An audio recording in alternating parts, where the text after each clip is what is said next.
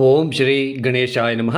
ಓಂ ಶ್ರೀ ವಿಷ್ಣುರೂಪಾಯ ನಮಃ ಶಿವಾಯ. ನಮಸ್ಕಾರ ಸ್ನೇಹಿತರೆ, ಅರುಣೋದಯ ಚಾನಲ್ಗೆ ತಮಗೆಲ್ಲ ಸ್ವಾಗತ. ಯಾರೆಲ್ಲ ಈ ವಿಡಿಯೋನ ನೋಡ್ತಾ ಇದ್ದೀರಾ ಲೈಕ್ ಮಾಡಿ, ಶೇರ್ ಮಾಡಿ, ಸಬ್ಸ್ಕ್ರೈಬ್ ಮಾಡ್ಕೊಳ್ಳಿ. ಹಾಗೂ ಸ್ನೇಹಿತರೆ, ಈ ವಿಡಿಯೋನ ಆದಷ್ಟು ಪೂರ್ತಿಯಾಗಿ ನೋಡಿ. ತುಂಬ ಉಪಯುಕ್ತಕರವಾಗಿರ್ತಕ್ಕಂತಹ ಮಾಹಿತಿ ನಿಮಗೆ ಸಿಗ್ತಾ ಹೋಗುತ್ತೆ. ಮತ್ತು ಸ್ನೇಹಿತರೆ, ಯಾರಿಗಾದರೂ ಆನ್ಲೈನ್ ಕನ್ಸಲ್ಟೇಷನ್ ಬೇಕು ಅಂತಂದರೆ ನನ್ನ ನಂಬರ್ ಇರುತ್ತೆ, ನೀವು ಕಾಲ್ ಮಾಡ್ಬೋದು. ಸ್ನೇಹಿತರೆ, ಒಂದು ಮಾತನ್ನು ನಾನು ನಿಮಗೆ ಹೇಳೋದಕ್ಕೆ ಇಷ್ಟಪಡ್ತೀನಿ. ಡೇಟ್ ಆಫ್ ಬರ್ತು, ನೀವು ಹುಟ್ಟಿರ್ತಕ್ಕಂತಹ ಡೇಟ್ ಆಫ್ ಬರ್ತು ಟೈಮಿಂಗ್ಸು ಇದ್ದರೆ ಮಾತ್ರ ಕಾಂಟ್ಯಾಕ್ಟ್ ಮಾಡಿ. ಇಲ್ಲ ಅಂತಂದರೆ ಪ್ರಶ್ನಾಕುಂಡಲಿ ಮುಖಾಂತರ ಆಗ ನೀವು ಯಾವ ತರಹದ ಕಷ್ಟಪಡ್ತಾ ಇದ್ದೀರಾ ಅಥವಾ ಯಾವ ಸಮಸ್ಯೆಲಿದ್ದೀರಾ ಆ ಪ್ರಶ್ನಾಕುಂಡಲಿ ಮುಖಾಂತರ ಹೇಳ್ಬೋದು ಅಷ್ಟೇ. ಸಂಪೂರ್ಣವಾಗಿರ್ತಕ್ಕಂತಹ ವಿವರ ಬೇಕು ಅಂತಂದರೆ ಡೇಟ್ ಆಫ್ ಬರ್ತು ಟೈಮಿಂಗ್ಸು ಇದ್ದರೆ ತುಂಬ ಉಪಯುಕ್ತಕರವಾಗಿರ್ತಕ್ಕಂತಹ ಮಾಹಿತಿ ನಿಮಗೆ ಸಿಗ್ತಾ ಹೋಗುತ್ತೆ. ನೀವೇನು ಪ್ರಾಬ್ಲಮ್ ಹೇಳ್ಕೊಳ್ತಕ್ಕಂತಹ ಅವಶ್ಯಕತೆ ಇರೋದಿಲ್ಲ. ಈ ಒಂದು ಮಾತನ್ನು ನಿಮಗೆ ಹೇಳಿದ ತಕ್ಷಣ ನಿಮಗೇನೋ ಒಂಥರ ಆಶ್ಚರ್ಯ ಆಗುತ್ತೆ.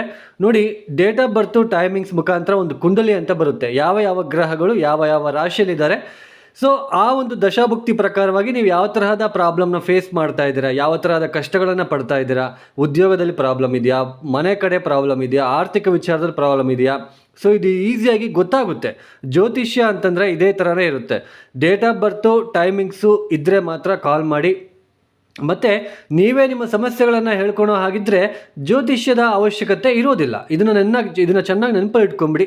ಸೊ ಯಾರಿಗಾದರೂ ಆಸ್ಟ್ರಾಲಜಿ ಆನ್ಲೈನ್ ಕನ್ಸಲ್ಟೇಷನ್ ಬೇಕು ಅಂತಂದರೆ ನನಗೆ ಕಾಂಟ್ಯಾಕ್ಟ್ ಮಾಡಬಹುದು. ಹಾಗಾದರೆ ಬನ್ನಿ ಸ್ನೇಹಿತರೆ, ಇದೇ 2024 ಆಗಸ್ಟ್ ತಿಂಗಳಿನ ಮಿಥುನ ರಾಶಿ ಮತ್ತು ಕರ್ಕಾಟಕ ರಾಶಿಯವರ ಮಾಸ ಫಲಿತಾಂಶಗಳು ಹೇಗಿದೆ ಅಂತ ನೋಡೋಣ. ಅದಕ್ಕೂ ಮುನ್ನ ಈ ಒಂದು ತಿಂಗಳಿನಲ್ಲಿ ಯಾವ ಯಾವ ಗ್ರಹಗಳು ಯಾವ ಯಾವ ರಾಶಿಗಳಲ್ಲಿ ಸಂಚಾರ ಮಾಡ್ತಾ ಇದ್ದಾರೆ ಅಂತ ತಿಳ್ಕೊಳ್ಳೋ ಪ್ರಯತ್ನ ಮಾಡೋಣ. ಮೊದಲನೇದಾಗಿ ರಾಹು ಮೀನ ರಾಶಿಯಲ್ಲಿ ಸಂಚಾರ, ಕೇತು ಕನ್ಯಾ ರಾಶಿಯಲ್ಲಿ ಸಂಚಾರ, ಶನಿ ವಕ್ರ ಮಾರ್ಗದಲ್ಲಿ ಕುಂಭ ರಾಶಿಯಲ್ಲಿ ಸಂಚಾರವನ್ನು ಮಾಡ್ತಾ ಇದ್ದಾರೆ. ಈ ಒಂದು ಗುರು ಗ್ರಹ ಬಂದ್ಬಿಟ್ಟು ವೃಷಭ ರಾಶಿಯಲ್ಲಿ ಸಂಚಾರ, ಕುಜ ಆಗಸ್ಟ್ ಅಂದರೆ 2024 ಆಗಸ್ಟ್ 26ನೇ ತಾರೀಕಿನ ತನಕ ವೃಷಭ ರಾಶಿಯಲ್ಲಿ ಸಂಚಾರ, ನಂತರ ಮಿಥುನ ರಾಶಿಯಲ್ಲಿ ಸಂಚಾರವನ್ನು ಪ್ರಾರಂಭ ಮಾಡ್ಕೊಳ್ತಾರೆ. ಸೂರ್ಯ ಆಗಸ್ಟ್ 16ನೇ ತಾರೀಕಿನ ತನಕ ಕರ್ಕಾಟಕ ರಾಶಿಯಲ್ಲಿ ಸಂಚಾರ, ನಂತರ ಸ್ವಕ್ಷೇತ್ರವಾಗಿರ್ತಕ್ಕಂತಹ ಸಿಂಹ ರಾಶಿಯಲ್ಲಿ ಸಂಚಾರವನ್ನು ಪ್ರಾರಂಭ ಮಾಡ್ತಾರೆ. ನೀನು ಬುಧ ಗ್ರಹ ಬಂದ್ಬಿಟ್ಟು ಆಗಸ್ಟ್ 5ನೇ ತಾರೀಕಿನಿಂದ ಆಗಸ್ಟ್ 25ನೇ ತಾರೀಕಿನ ತನಕ ಸಿಂಹ ರಾಶಿಯಲ್ಲೇ ಇರ್ತಾರೆ. ಆದರೆ ವಕ್ರ ಮಾರ್ಗದಲ್ಲಿ ಸಂಚಾರವನ್ನು ಮಾಡ್ತಾ ಇದ್ದಾರೆ, ಅವರು ಕೂಡ ವಕ್ರಿ ಆಗ್ತಾ ಇದ್ದಾರೆ. ನೆಕ್ಸ್ಟು ಶುಕ್ರ ಬಂದ್ಬಿಟ್ಟು ಆಗಸ್ಟ್ 27ನೇ ತಾರೀಕಿನ ತನಕನೂ ಕೂಡ ಅವರು ಈ ಒಂದು ಸಿಂಹ ರಾಶಿಯಲ್ಲಿ ಸಂಚಾರ ಮಾಡ್ತಾ ಮುಂದಕ್ಕೆ ಆಗಸ್ಟ್ 27ರ ನಂತರ ಈ ಒಂದು ಕನ್ಯಾ ರಾಶಿಗೆ ಹೋಗಿ ಸಂಚಾರವನ್ನು ಪ್ರಾರಂಭ ಮಾಡ್ಕೊಳ್ತಾರೆ. ಈ ಎಲ್ಲ ಒಂದು ಗ್ರಹ ಸಂಚಾರ ರೀತ್ಯ ಮೊದಲನೆಯದಾಗಿ ಮಿಥುನ ರಾಶಿಯವರಿಗೆ ಯಾವ ತರಹದ ಫಲಿತಾಂಶಗಳು ಕಾದಿದೆ ಅಂತ ನೋಡೋಣ. ನೋಡಿ ಸ್ನೇಹಿತರೆ, ಈ ಒಂದು ಮಿಥುನ ರಾಶಿಯವರಿಗೆ 2024 ಆಗಸ್ಟ್ ತಿಂಗಳಿನಲ್ಲಿ ಯಾವ ಗ್ರಹಗಳು ತುಂಬ ಒಳ್ಳೆಯ ಫಲಿತಾಂಶಗಳನ್ನು ನೀಡ್ತಾ ಇದ್ದಾರೆ ಅಂತ ನಾವು ನೋಡೋದೇ ಆದರೆ, ಈ ತಿಂಗಳಿನಲ್ಲಿ ನಿಮಗೆ ಸ್ವಲ್ಪ ಸೂರ್ಯನ ಬಲ ಇದೆ, ನೆಕ್ಸ್ಟು ಸ್ವಲ್ಪ ರಾಹುವಿನ ಬಲ ಮಾತ್ರ ಇರುತ್ತೆ, ಸ್ವಲ್ಪ ಶುಕ್ರನ ಬಲನೂ ಕೂಡ ಇರುತ್ತೆ ಅಂತಲೇ ಹೇಳ್ಬೋದು. ಒಟ್ಟಾರೆಯಾಗಿ 3 ಗ್ರಹಗಳ ಬಲಿಷ್ಠವಾಗಿರ್ತಕ್ಕಂತಹ ಫಲಿತಾಂಶಗಳನ್ನು ಮಾತ್ರ ಪಡ್ಕೊಳ್ತೀರ. ಅಂದರೆ 3 ಗ್ರಹಗಳು ಸ್ವಲ್ಪ ಚೆನ್ನಾಗಿದ್ದಾರೆ, ಇನ್ನು ಮಿಕ್ಕಿದ ಎಲ್ಲ ಗ್ರಹಗಳು ಕೂಡ ನಿಮಗೆ ತೊಂದರೆ ಕೊಡೋ ರೂಪದಲ್ಲೇ ಇರ್ತಾರೆ. ಮಿಥುನ ರಾಶಿಯವರಿಗೆ ಮೊಟ್ಟ ಮೊದಲನೇದಾಗಿ ಅರ್ಧಾಷ್ಟಮ ಕೇತು ಗ್ರಹ ದೋಷ ಇದೆ. ಅರ್ಧಾಷ್ಟಮ ಕೇತು ಗ್ರಹ ದೋಷ ಅಂತಂದರೆ ಚತುರ್ಥ ಸ್ಥಾನದಲ್ಲಿ ಕೇತು ಇರ್ತಕ್ಕಂಥದ್ದು. ನೋಡಿ, 4ನೇ ಮನೆ ಅಂತಂದರೆ ಈ ಒಂದು ಮನೆ ಯಾವ ಥರ ಇರುತ್ತೆ, ನಮ್ಮ ಸುಖವಾಗಿರ್ತೀವ ಅಥವಾ ನಾವು ಕಷ್ಟಪಡ್ತಾ ಇರ್ತೀವ, ಮತ್ತು ಮಾನಸಿಕವಾಗಿ ಹೇಗಿರುತ್ತೆ, ನಮ್ಮ ಮನಸ್ಸು ಹೇಗಿರುತ್ತೆ, ನಮಗೆ ಕಂಫರ್ಟ್ ಯಾವ ಥರ ಇರುತ್ತೆ, ನಾವು ಚೆನ್ನಾಗಿರ್ತೀವ, ಆರೋಗ್ಯವಾಗಿರ್ತೀವ, ಇದೆಲ್ಲನೂ ಕೂಡ. ಆಮೇಲೆ ತಾಯಿಯ ಒಂದು ಮಾತೃಸ್ಥಾನ ಅಂತಲೂ ನಾವು ಕರಿತೀವಿ ಚತುರ್ಥ ಸ್ಥಾನವನ್ನು. ಈ ಎಲ್ಲ ಒಂದು ಸ್ಥಾನದಲ್ಲಿ ಕೇತು ಗ್ರಹ ಬಂದು ಕೂತ್ಕೊಂಡಿರ್ತಕ್ಕಂಥದ್ದು ನೋಡಿ, ಮಾನಸಿಕವಾಗಿ ತುಂಬ ಚಂಚಲತೆ ಉಂಟಾಗ್ತಾ ಇರುತ್ತೆ. ಸುಮ್ಮನೆ ಕೋಪ ಜಾಸ್ತಿ ಆಗ್ತಕ್ಕಂಥದ್ದು, ಯಾವ ಕೆಲಸಕ್ಕೆ ಕೈ ಹಾಕಿದ್ರೂ ಕೂಡ ಅದು ಅಲ್ಲಲ್ಲಿಗೆ ನಿಂತ್ಕೊಳ್ತಕ್ಕಂಥದ್ದು, ಮುಂದಕ್ಕೆ ಹೋಗದೇ ಇರ್ತಕ್ಕಂಥದ್ದು, ಆ ಕೆಲಸ ಪೂರ್ತಿಯಾಗಿ ಮಾಡೋಕ್ಕೆ ಆಗೋದಿಲ್ಲ. ಆಮೇಲೆ ವಿದ್ಯಾರ್ಥಿಗಳು ಓದಿನಲ್ಲಿ ಹಿಂದೆ ಬೀಳ್ತಕ್ಕಂಥದ್ದು, ಸೋಮಾರಿತನವನ್ನು ಅನುಭವಿಸ್ತಕ್ಕಂತಹ ಸಾಧ್ಯತೆಗಳು. ಆಮೇಲೆ ವೆಹಿಕಲ್ ರಿಲೇಟೆಡ್ ವಾಹನದ ಒಂದು ವಿಚಾರದಲ್ಲಿ ಸ್ವಲ್ಪ ನೋವುಂಟಾಗ್ತಕ್ಕಂಥದ್ದು. ಏನಪ್ಪ ವಾಹನದ ವಿಚಾರದಲ್ಲಿ ನೋವುಂಟಾಗುತ್ತೆ ಅಂತ ನೀವು ಅಂದ್ಕೋಬೋದು. ಎಲ್ಲೋ ನೀವು ಪ್ರಯಾಣ ಮಾಡಬೇಕಾದ್ರೆ ಅಂದರೆ ಬೈಕ್ ತೊಗೊಂಡ್ಬಿಟ್ಟು ಹೋಗ್ತೀರಾ, ಒಂದು 10 ಕಿಲೋಮೀಟ್ರ್ ಹೋಗ್ತೀರಾ, ಬೈಕ್ ಸಡನ್ನಾಗಿ ಆಫ್ ಆಗ್ತಕ್ಕಂಥದ್ದು, ಏನಾದರೂ ಒಂದು ಟ್ರಬಲ್ ಕೊಡ್ತಕ್ಕಂಥದ್ದು, ಈ ಥರ ಅಲ್ಲಿ ಸ್ವಲ್ಪ ವಾಹನದ ಒಂದು ವಿಚಾರದಲ್ಲಿ ಸ್ವಲ್ಪ ನೋವುಂಟಾಗ್ತಕ್ಕಂಥ ಸಾಧ್ಯತೆಗಳು. ತಾಯಿಯ ಜೊತೆ ವಾದ ಮಾಡ್ತಕ್ಕಂತಹ ಸಾಧ್ಯತೆಗಳು. ಆಮೇಲೆ ಬೇಗ ಮರ್ತೋಗ್ತಕ್ಕಂಥದ್ದು, ಅಂದರೆ ಅರಿವು ಮರುವು ಅಂತ ಹೇಳ್ತೀವಲ್ವ, ಆ ಥರದ ಒಂದು ಸ್ಥಿತಿಗತಿಗಳು ಕೂಡ ನಿಮಗೆ ನಿರ್ಮಾಣ ಆಗ್ತಾ ಹೋಗುತ್ತೆ. ಒಟ್ಟಾರೆಯಾಗಿ ಮಿಥುನ ರಾಶಿಯವರಿಗೆ ಸ್ವಲ್ಪ ಮಿಶ್ರ ಫಲಿತಾಂಶಗಳಿರುತ್ತೆ. ಆದರೆ ಈ ಒಂದು ಆಗಸ್ಟ್ 16ನೇ ತಾರೀಕಿನ ನಂತರ ತೃತೀಯ ಸ್ಥಾನದಲ್ಲಿ ಸೂರ್ಯನ ಒಂದು ಸಂಚಾರ ನಡೀತಾ ಇರೋದು ಸ್ವಲ್ಪ ಮಟ್ಟಿಗೆ ಸ್ವಲ್ಪ ಉತ್ತಮವಾಗಿರ್ತಕ್ಕಂತಹ ಸ್ಥಿತಿ ನಿರ್ಮಾಣ ಆಗ್ತಾ ಹೋಗುತ್ತೆ. ಧೈರ್ಯ, ಸ್ವಲ್ಪ ಸ್ಥೈರ್ಯ ಇದ್ದಿದ್ರಲ್ಲೇ ಅಡ್ಜಸ್ಟ್ ಮಾಡ್ಕೊಂಡು ಹೋಗೋಣ ಅನ್ನೋ ಒಂದು ಮನಸ್ಸಿಗೆ ಬರ್ತಾ ಹೋಗ್ತೀರಾ ನೀವು. ಈ ಒಂದು ಹಿಂದೆ ಅಂದರೆ ಈ ಒಂದು ತೃತೀಯ ಸ್ಥಾನಕ್ಕೆ ರವಿ ಬರದೇ ಇರತಕ್ಕಂತಹ ಸ್ಥಿತಿ ಇದ್ದಾಗ ಹಿಂದೆ ನಿಮಗೆ ಯಾವುದೇ ಒಂದು ಕೆಲಸಕ್ಕೆ ಕೈ ಹಾಕಿದ್ರೂ ತುಂಬ ನೋವಾಗ್ತಕ್ಕಂಥದ್ದು, ಆಮೇಲೆ ಏನೇ ಇದ್ದರೂ ಕೂಡ ತುಂಬ ಗಾಬರಿ ಪಡ್ಕೊಳ್ತಕ್ಕಂಥದ್ದು, ಮನಸ್ಸಿಗೆ ಸಮಾಧಾನ ಇಲ್ದಂಗೆ ಆಗ್ತಕ್ಕಂಥದ್ದು, ಈ ಥರ ಎಲ್ಲ ಇರ್ತದೆ. ಆದರೆ ರವಿಯ ಒಂದು ಪ್ರವೇಶ ತೃತೀಯ ಸ್ಥಾನಕ್ಕೆ ಬಂದಾಗ ಏನೇ ಕಷ್ಟಗಳು ಬಂದರೂ ಕೂಡ ಏನೋ ಪರವಾಗಿಲ್ಲ, ನಾವು ಮುಂದಕ್ಕೆ ಹೋಗ್ತೀನಿ ಅನ್ನೋ ಒಂದು ದೃಢ ಸಂಕಲ್ಪ ನಿಮ್ಮಲ್ಲಿ ಬರ್ತಾ ಹೋಗುತ್ತೆ. ಸ್ವಲ್ಪ ಇಚ್ಛಾಶಕ್ತಿ ಹೆಚ್ಚಾಗ್ತಕ್ಕಂಥದ್ದು. ಆಮೇಲೆ ಒಂದು ಸ್ವಲ್ಪ ಈ ಒಂದು ಅಂದರೆ ಈ ಒಂದು ಸಮಾಜದಲ್ಲಿ ಸ್ವಲ್ಪ ನಿಮಗೆ ಅಂತ ಒಂದು ಸ್ವಲ್ಪ ಗೌರವ ಹೆಚ್ಚಾಗ್ತಕ್ಕಂಥದ್ದು, ಈ ಥರ ಸ್ವಲ್ಪ ಸ್ಥಿತಿಗತಿಗಳು ಸ್ವಲ್ಪ ಇದ್ದಿದ್ರಲ್ಲೇ ಉತ್ತಮವಾಗಿರ್ತಕ್ಕಂತಹ ಒಂದು ಕಾಲ ಬರ್ತಾ ಹೋಗುತ್ತೆ. ಮತ್ತು ಮಿಥುನ ರಾಶಿಯವರು ನೋಡಿ, ಮನೆ ಮಾರಬೇಕು, ಮನೆ ಕೊಂಡ್ಕೋಬೇಕು ಅಂತಿರ್ತಕ್ಕಂಥವ್ರಿಗೆ ಸುಮ್ಮನೆ ವಿಳಂಬ ಆಗ್ತಾ ಇರುತ್ತೆ, ಏನಾದರೂ ಒಂದು ಅಡ್ಡಿ ಆಟಂಕ ಬರ್ತಾ ಇರುತ್ತೆ. ಆಮೇಲೆ ಸೇಲ್ ಮಾಡ್ಕೋಬೇಕು, ಮನೆ ಮಾರಾಟ ಮಾಡಬೇಕು ಅಥವಾ ಜಮೀನು ಮಾರಾಟ ಮಾಡಬೇಕಂದ್ರೂ ತುಂಬಾ ಕಷ್ಟಪಡಬೇಕಾಗುತ್ತೆ. ಸೊ ಈ ಥರ ಸ್ವಲ್ಪ ಜಾಸ್ತಿ ಆಟಂಕಗಳು ಇರ್ತದೆ. ಆಮೇಲೆ ವ್ಯಯಸ್ಥಾನದಲ್ಲಿ ಕುಜ ಮತ್ತು ಗುರುವಿನ ಸಂಚಾರ, ಖರ್ಚುಗಳು ಹೆಚ್ಚಾಗ್ತಕ್ಕಂಥದ್ದು, ಲಾಭ ಬರ್ತಕ್ಕಂಥದ್ದು ಕೂಡ ಕಡಿಮೆ ಆಗುತ್ತೆ, ಖರ್ಚುಗಳು ಜಾಸ್ತಿ ಆಗ್ತಕ್ಕಂತಹ ಸಾಧ್ಯತೆಗಳು. ಈ ಥರ ಸ್ವಲ್ಪ ಅನಾನುಕೂಲತೆ ಇರುತ್ತೆ. ಆದರೆ ಭಯ ಪಡೋದು ಬೇಡ. ನಿಮ್ಮ ಒಂದು ಜಾತಕವನ್ನು ನೋಡ್ಕೊಳ್ಳಿ. ನಿಮ್ಮ ಒಂದು ಜಾತಕದಲ್ಲಿ ಗ್ರಹ ದಶಾಭುಕ್ತಿ ಏನಾದರೂ ಚೆನ್ನಾಗಿದ್ದರೆ ಡೋಂಟ್ ವರಿ, ತೊಂದರೆ ಪಡಬೇಕಾಗಿರೋ ಅಥವಾ ಯೋಚನೆ ಮಾಡೋ ಒಂದು ಅವಶ್ಯಕತೆ ಇರೋದಿಲ್ಲ. ಒಟ್ಟಾರೆಯಾಗಿ ಮಿಥುನ ರಾಶಿಯವರಿಗೆ ಸ್ವಲ್ಪ ಎಲ್ಲ ಒಂದು ವಿಚಾರದಲ್ಲಿ, ಉದ್ಯೋಗದಲ್ಲೂ ಸ್ವಲ್ಪ ಆತಂಕ, ಈ ಥರ ಸ್ವಲ್ಪ ಎಲ್ಲನೂ ಕೂಡ ತುಂಬಾ ಒಂದು ಮಿಶ್ರ ಫಲಿತಾಂಶಗಳು ಗೋಚರ ಆಗ್ತಾ ಇರುತ್ತೆ.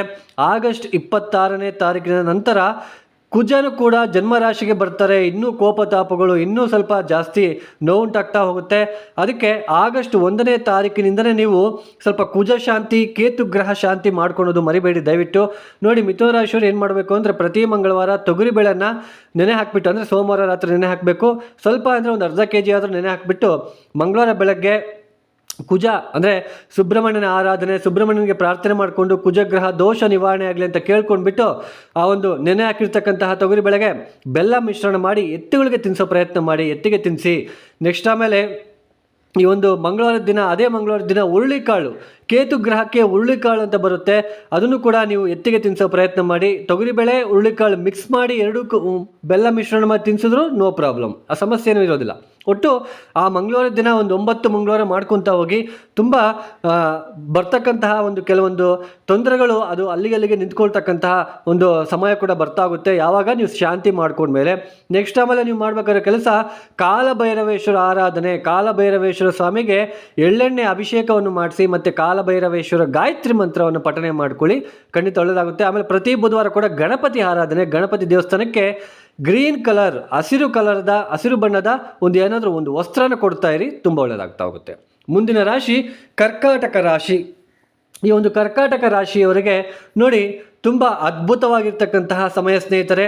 ಈ ತಿಂಗಳು ಪೂರ್ತಿ ಕೂಡ ಉದ್ಯೋಗದಲ್ಲಿ, ವ್ಯಾಪಾರದಲ್ಲಿ, ಆಮೇಲೆ ಸಂತಾನ ಆಗದೇ ಇರ್ತಕ್ಕಂಥವ್ರಿಗೆ, ಮದುವೆ ಆಗದೇ ಇರ್ತಕ್ಕಂಥವ್ರಿಗೆ ಮದುವೆ ಕಂಕಣ ಬಣ ಕೂಡಿ ಬರ್ತಕ್ಕಂಥದ್ದು, ಸಂತಾನ ಆಗದೇ ಇರ್ತಕ್ಕಂಥವ್ರಿಗೂ ಕೂಡ ಸಂತಾನದ ಒಂದು ಶುಭ ಸುದ್ದಿ ಬರ್ತಕ್ಕಂಥದ್ದು, ಈ ಥರ ಶುಭ ಪರಿಣಾಮಗಳು ಹೆಚ್ಚಾಗ್ತಕ್ಕಂಥ ಸಾಧ್ಯತೆಗಳು.